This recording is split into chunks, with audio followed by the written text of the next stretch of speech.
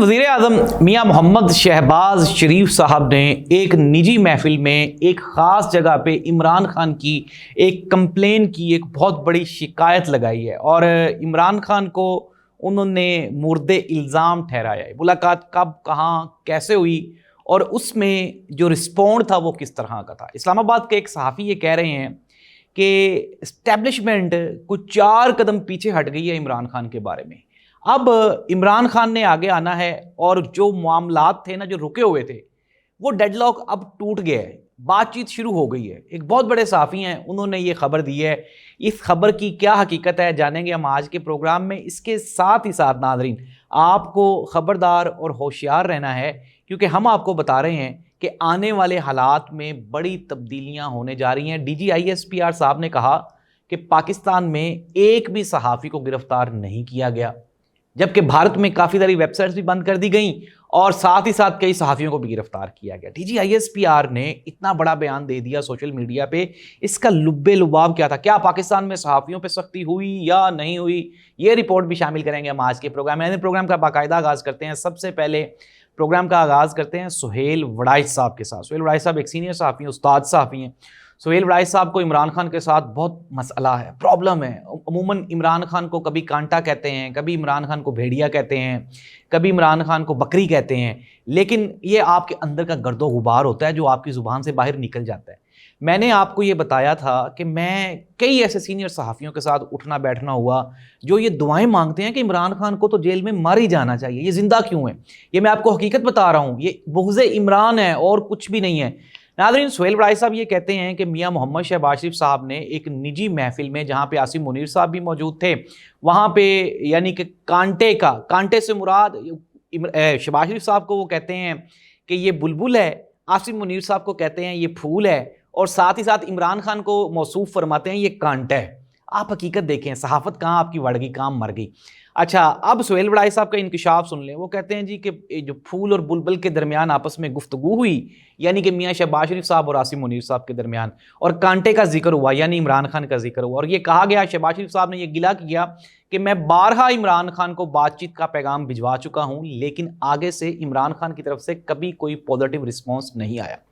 अच्छा, अब ये तो शिकवा था, जवाब शिकवा भी सुन ले। पाकिस्तान तहरीक इंसाफ बारहा ये कह चुकी है कि हम हर हाल में, हर वक्त हमतनगोश, हम लोग इस्टेब्लिशमेंट के साथ बातचीत करने के लिए तैयार हैं। लेकिन नाज़रीन, अब 2 तरह की यहाँ पे रियलिटीज़ हैं, हकीकतें हैं।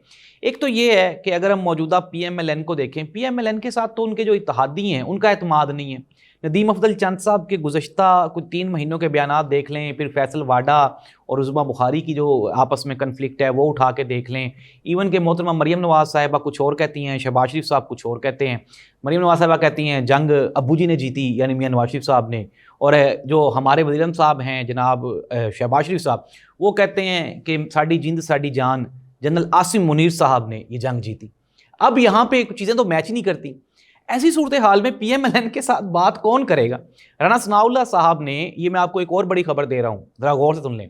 कहा जा रहा है कि राना सनाउल्लाह और बैरिस्टर सैफ, जो KP के हुकूमत के रिप्रेजेंटेटिव हैं, आपको पता है वो किसके नुमाइंदे हैं, अली अमीन गंडापुर के साथ क्यों वो रहते हैं, एक मुलाकात हुई उनके दरमियान और वहाँ पर भी ये शिकवा किया गया कि हम PTI को कहते हैं कि यार साढ़े नाल गल करो, आप भज के आप जाते हैं GHQ जाते हैं।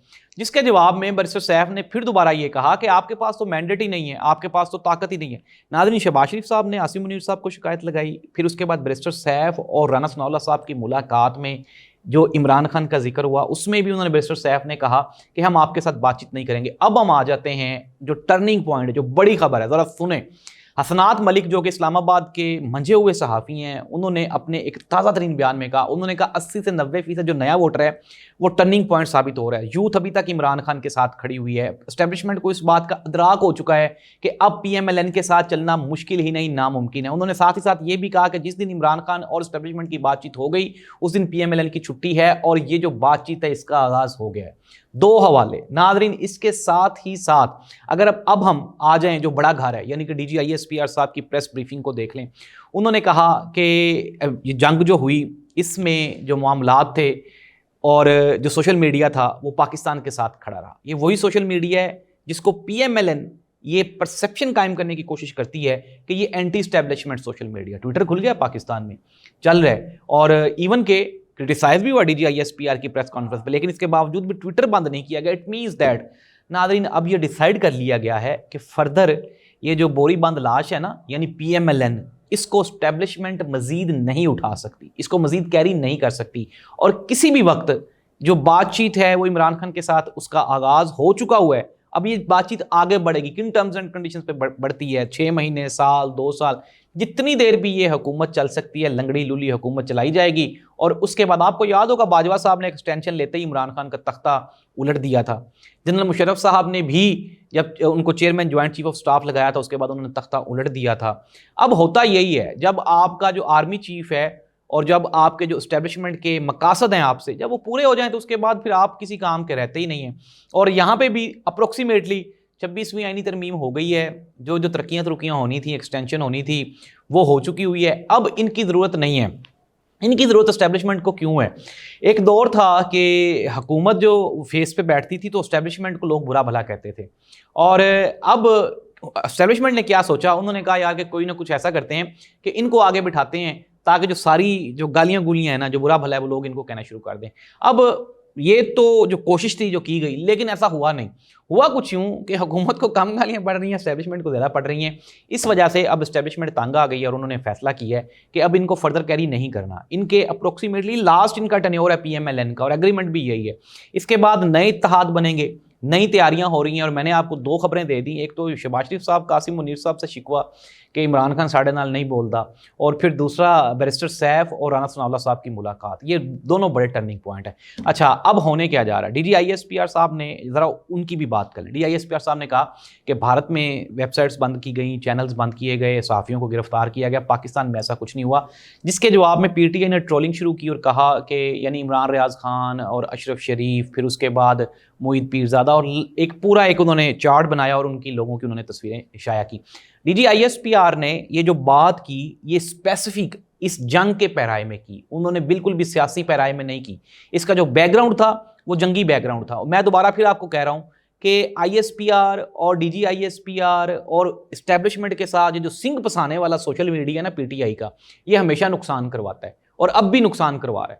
اور میں آپ کو یہ بتا رہا ہوں کہ چیزیں جو ہیں وہ بہتر ہونا جو ہی شروع ہوتی ہیں پھر کوئی نہ کوئی ایسی گڑبڑ ہو جاتی ہے. D G I S P R کی بات 100% ٹرو ہے، درست ہے، اس نے غلط نہیں کہا. اگر تو جنگ کے دوران کسی بھی بندے کو اٹھایا گیا تو آپ بتائیں، وہ ایک دو ریومرز چل رہی تھی جی پتوں کی جو بندہ چک لیا، سیالکوٹ بندہ چک لیا، کہیں سے کوئی بھی بندہ نہیں اٹھایا گیا.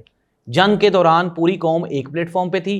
پی T I, P M L N, Pakistan peoples party, Pakistan کی فوج، پاکستان کے ادارے، پاکستان کی عدالتیں، پاکستان کی یہ جو 25 کروڑ عوام ہے، یہ سیم پیج پہ کھڑی ہوئی تھی. اس کے علاوہ اور کوئی حقیقت نہیں ہے. اور D G I S P R نے بالکل درست کہا کہ جنگ کے دوران کسی قسم کا کوئی آپریشن نہیں کیا گیا، پاکستان میں کوئی بندہ نہیں اٹھایا گیا، کوئی صحافی نہیں اٹھایا گیا، اور کسی بھی میڈیا چینل کو کوئی انسٹرکشن نہیں دی گئی کہ آپ نے جنگ کے دوران یہ خبریں دے دی. تو ناظرین اب چیزوں کو پوزیٹیو ہونا چاہیے، بس کر دیو کہ نہ کو کچھ کرنا ہے اس ملک کی. وہ بیچارہ عمران خان جو کہ اس قوم کے لیے 2 سال سے جیل میں بیٹھا ہوا ہے، اس کو باہر آنا چاہیے. ناظرین عمران خان کا جیل میں کوئی تک بنتا ہی نہیں ہے، اور وہ عمران خان تبھی باہر آئے گا، آپ میں ہم سب لوگ جانتے ہیں پولیٹیکل کیسز ہیں، کوئی آئینی قانونی کیس تو نہیں ہے، لیکن عمران خان کے باہر آنے کا راستہ جو ہے وہ بھی پولیٹیکل ہے. ملاقاتیں ہو رہی ہیں، چیزیں جو ہیں وہ ڈیولپمنٹ میں ہیں اور چیزیں بہتر ہو رہی ہیں. آنے والے چند دنوں میں پاکستان تحریک انصاف کے لیے خوشخبریاں ہیں. میرے وہ دوست جن کو میری اس بات سے اعتراض ہوتا ہے، سخت الرجی ہوتی ہے، وہ اپنا علاج کروائیں اور اپنی انفارمیشن کو درست کریں. میں نے 3 حوالے آپ کے سامنے رکھے. ایک تو آپ کے سامنے جو حکومتی بہترین صحافی جناب سہیل بڑائی صاحب ہیں، ان کا حوالہ رکھ دیا. نمبر 2 حسنات ملک صاحب جو کہ نیوٹرل صحافی ہیں اسلام آباد سے، ان کا حوالہ رکھ دیا. تیسرا D G I S P R کی پریس کانفرنس رکھ دی. فیصلہ آپ نے خود کرنا ہے. اللہ اس ملک کا حامی و ناصر ہو. اللہ حافظ.